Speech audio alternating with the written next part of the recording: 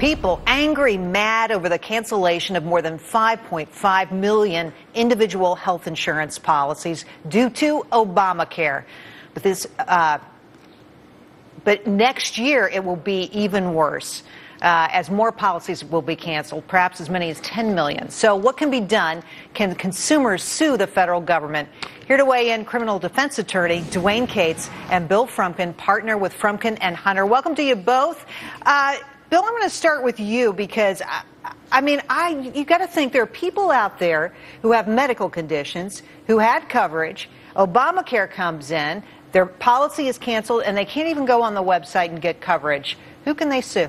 Well, unfortunately for them and those people, even though there will be other opportunities to have insurance, which may be better in the end, but putting that aside, the law has already been through the courts. It's already been, viewed. Other than the Medicaid expansion, it's all basically been affirmed, so to speak.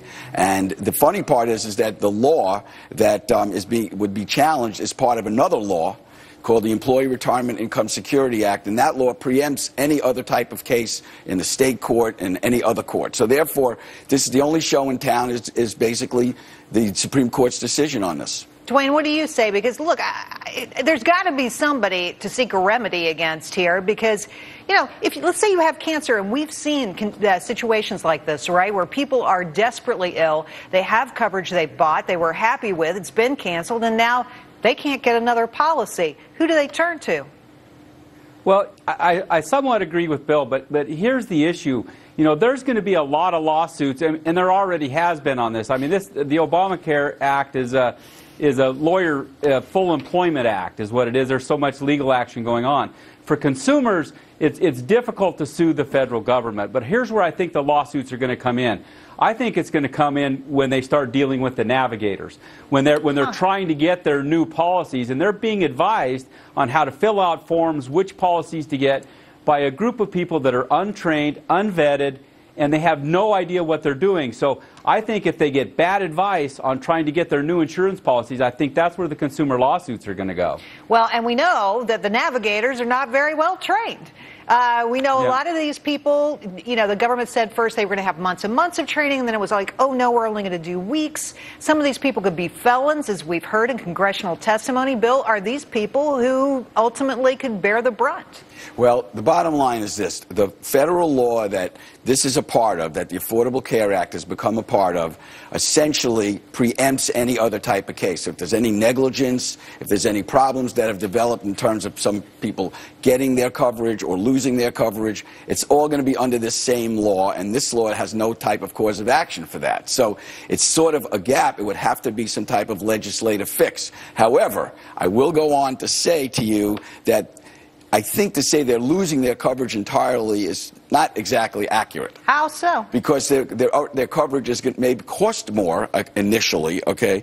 But they don't have coverage because they can't get on the website and get new coverage. They get canceled, they cannot get new coverage. But you know So how do they have coverage? Okay, well, they're going to get coverage in the following way. Going to get does not cover the 2 or 3 months that it takes to get coverage. Okay, but 35 million people don't have coverage before this happens, so we already have a lot of But we're talking already about a certain discrete number of people. Dwayne, to you. Well, now we have 40 million people that don't have coverage. Bill's talking about the ACA, right, as if it were a monolith and it's never been changed, and that's not true. They are rewriting parts of this all the time in the public domain. The president's changing things. The people who are implementing the law are changing things. So it's not what it was. It's a totally different thing. So how can it be that no action can be taken? Well, Dwayne, this entire law is a moving target, and I somewhat agree. The government puts up all kinds of roadblocks against consumers suing them. I mean, there's qualified immunity for almost every government official, but you can get around it sometimes with gross negligence.